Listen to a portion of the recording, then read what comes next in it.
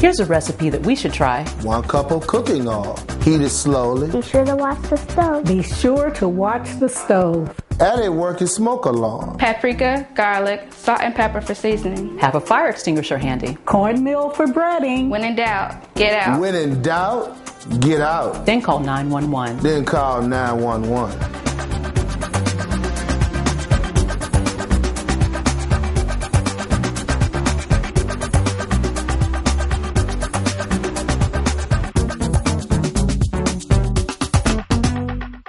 Hello, I'm Joseph Muhammad, President of the International Association of Black Professional Firefighters.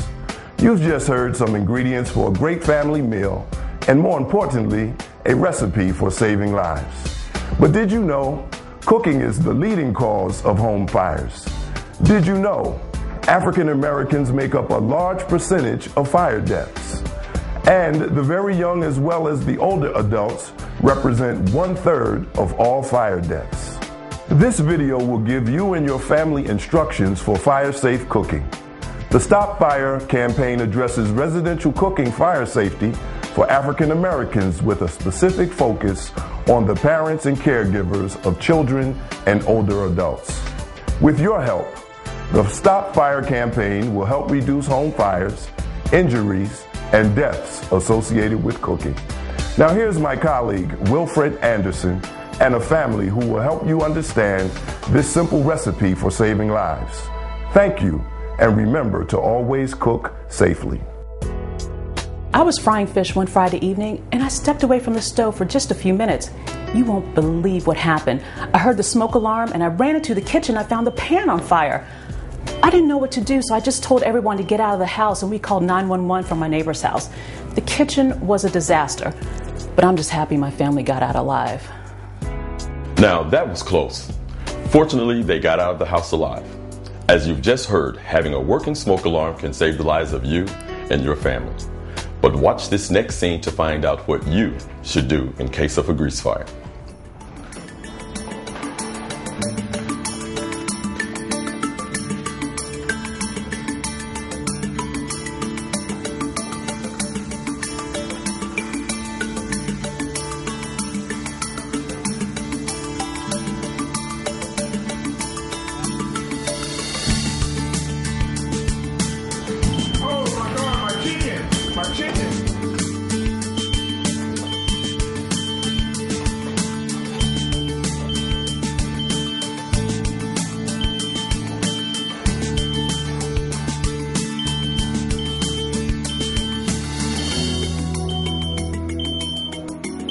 In case of a grease fire, remember this recipe for saving lives.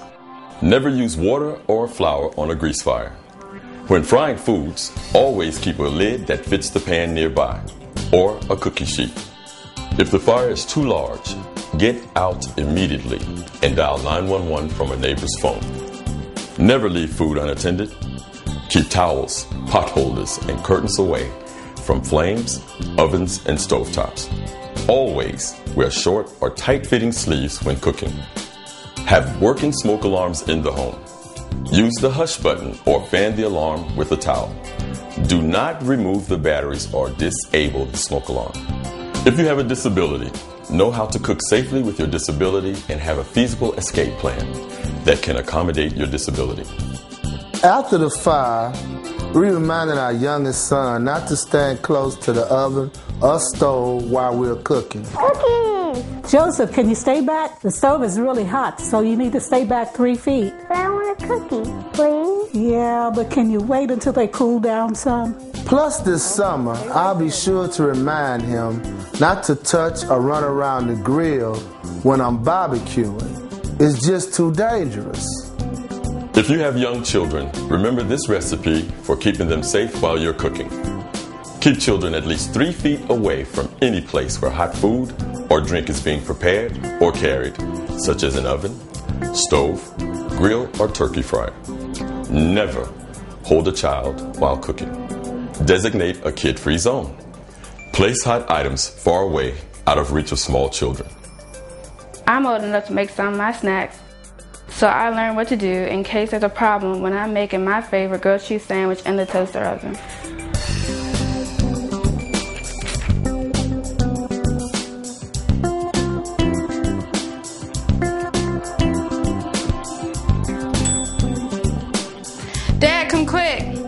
What's going on? The oven's burning. Watch back there. Check it out. What's going on? As teens become more independent, they also need to learn some basic fire safety facts. Plug appliances directly in an outlet and never use an extension cord. Never use aluminum foil or metal objects in a microwave. It can cause a fire and damage the microwave. Make sure teens alert an adult if there's smoke or a fire. If teens are home alone and there's a fire, they should exit the home immediately. Dial 911 from a neighbor's home and then call a parent or guardian. After I talked with the firefighters, I realized our entire family, including our children and my in-laws, have got to learn and follow through with very simple steps to prevent cooking fires and injuries.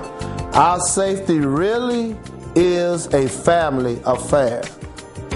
Since our fire, we've become a lot closer, and the Stop Fire campaign training really helped. Firefighters came and showed us how to use a fire extinguisher and how to design an escape plan. We practice the plan every month.